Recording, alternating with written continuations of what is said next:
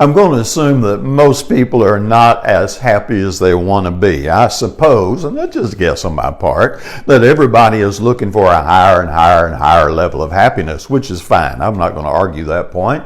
I think we're all looking to be happy. And I'm going to give you one piece of that puzzle and tell you how to be a happier person. And that is simply ignore the critics. Forget about them. Shut them out. Look, if they're not giving you constructive information that helps you become a better person, that's good criticism, incidentally. But if all they are is naysayers and weights around your neck, turn them off. Don't listen to them. As one guy said, if the critics don't pay your bills, then don't listen to them. If they're not signing your paycheck, forget about them. You don't have to listen to that stuff. Now, don't get ugly. Be polite. But just don't let it register in your head. In Matthew 12:24, you've got Christ out there doing all of these wonderful things. We call them miracles, right? Because we can't explain how he did them. And remember what the Pharisees complained? Their criticism was, he did it by the power of Beelzebub. I mean, imagine that. You've got Christ over there doing awesome, wonderful things, making progress that they cannot even explain, and all they can do is criticize and say, well, he does it by the power of the devil. Yeah, you don't need that kind of criticism in your life. You have people who specialize in the negative. They think their whole purpose in life is to point out everything that possibly could go wrong, might go wrong, where you're falling short, and every way you're not perfect, which is an easy game to play. How many of us are perfect? I mean, I wish I could see you. I'd say raise your hand if you're 100% perfect. Wow.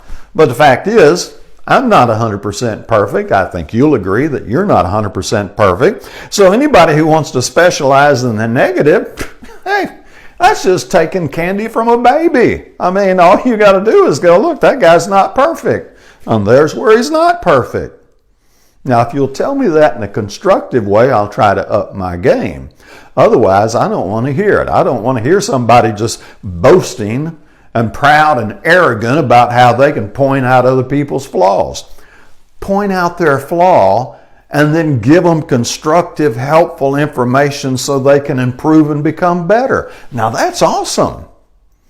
But, most of the critics don't know that second part, or they wouldn't be living the empty, sad, pathetic, little mediocre life they're living. They wouldn't be looking to get their kicks by putting other people down. They'd be getting their kicks by lifting other people up and learning to be the wind beneath their wings. Whole nother subject, I guess. So some of the critics come along and they act like they're protecting you.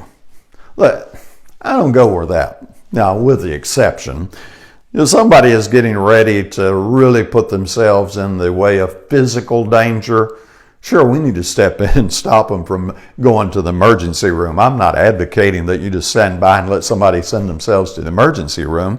If somebody's getting ready to make a choice that is clearly going to lead them to bankruptcy because the deal is a crooked thing and they haven't seen it yet, step in and do what you can, please. But so many times the critics shoot down the hopeful and they shoot down the dreamers, not because they're really going to get hurt if they fall. The critics just want to shoot them down. And they claim, well, I was just looking out for their own interest. That's crazy. But how many times have people said, I would rather have tried and failed than to never have tried at all. You can learn so much from failure. It can be a step forward. You can fail forward. Or you can fail backwards. You can go either direction on that if you want. Somebody once said, I'd rather have 30 minutes something wonderful than a life of nothing special. Don't protect me from failure. I'm going to learn from it. I'm going to grow from it. I'm going to get better if I keep my perspective. But if I let people lock me down and keep me from trying anything because it might not go well, then I'm going to sit there idle with my talents buried until the master calls me to an account. I don't want to end up that way. And I hope you don't either. And I hope you don't want to see that for other people either. Let them try. And if they fall, be there to help pick them back up and say, let's try that again. I think you got potential. That's the way to get there. Now again, let me be really clear. If somebody's getting ready to go to the emergency room because they're getting ready to do something really stupid, please step in and stop that. We don't want to cause physical harm, but there's a path of life that has to be traveled if we're going to rise above mediocrity and become something better. So if you really want to be happy and get to the end of life and go, man, that was wonderful, then you gotta learn which critics to ignore, which is incidentally most of them. I'd rather you take the Philippians 4:13 attitude, I can do all things through Christ who strengthens me, and focus on that straight and narrow road in spiritual development, this pilgrimage, and really say, I'm going to be the best Christian I can believe and be, and just jump into the scriptures there. Don't let other people set your limits. That's the problem of critics.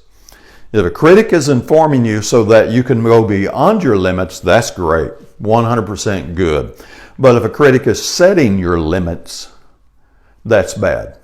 You set your own limits. You're the only person that can live inside of your body. You're the only person that can really discover what you are capable of and what your mind is capable of and where your life can go. Other people can have some good input or they can have bad input, but only you can actually set those limits. And you do have some limits. Let's be realistic there. We can't just sprout wings and fly. That's a little extreme, but you get the idea. We do have some limits.